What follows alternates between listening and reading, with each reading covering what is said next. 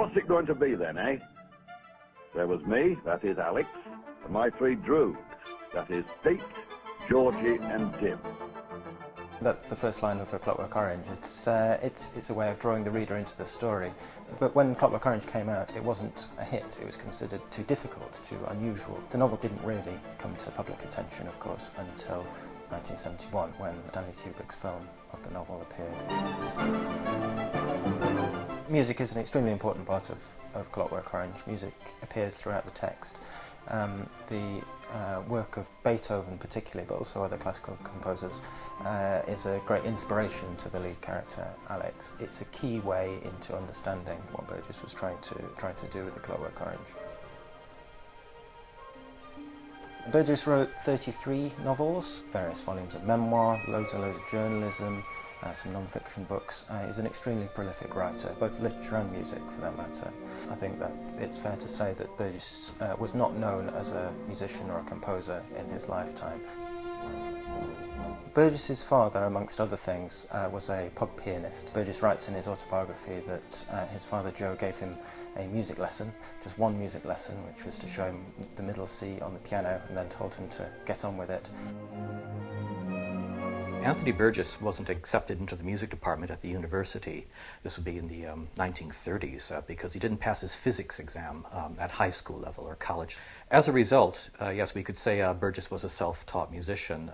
He was led by his ear, by his interests, by things that he was exposed to. Burgess would have come upon music as something completely natural in his life through what his family was doing. It's listed that he's composed 250 compositions, of which there's ballet and a projected opera at one point, 3 symphonies. He was very, very meticulous in the scores. There's no question as to what he wanted. Burgess wrote a Glasgow overture as a tribute to the city of Glasgow and presented it to the Lord Mayor.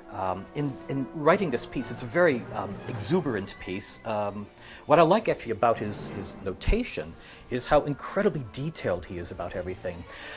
In a sense, they're not really compositions. It's actually musical activity, and you can see the physicality of his music. You can even see it in the score here. All the slurs, the conductor's marks, everything that's actually needed. I would say Burgess's musical style overall is actually very conservative.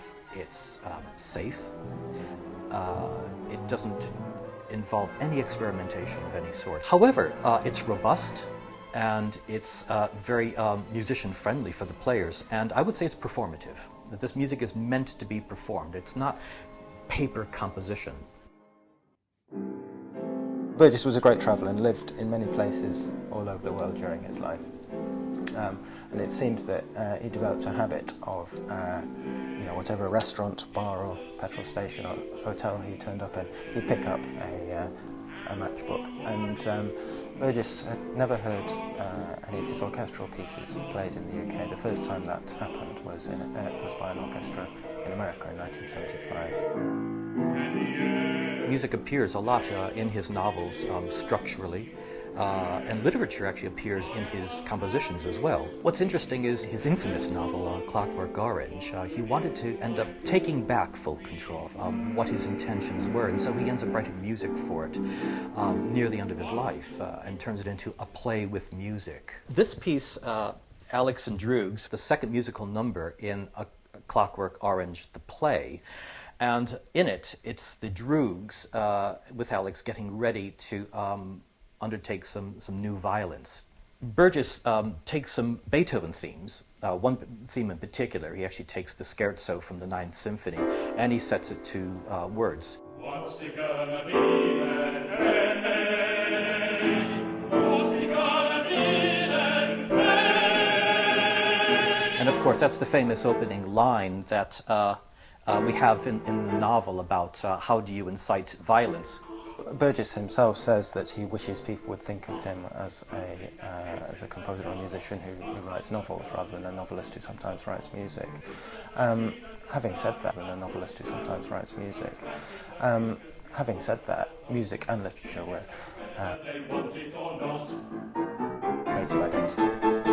Music and literature were both extremely important.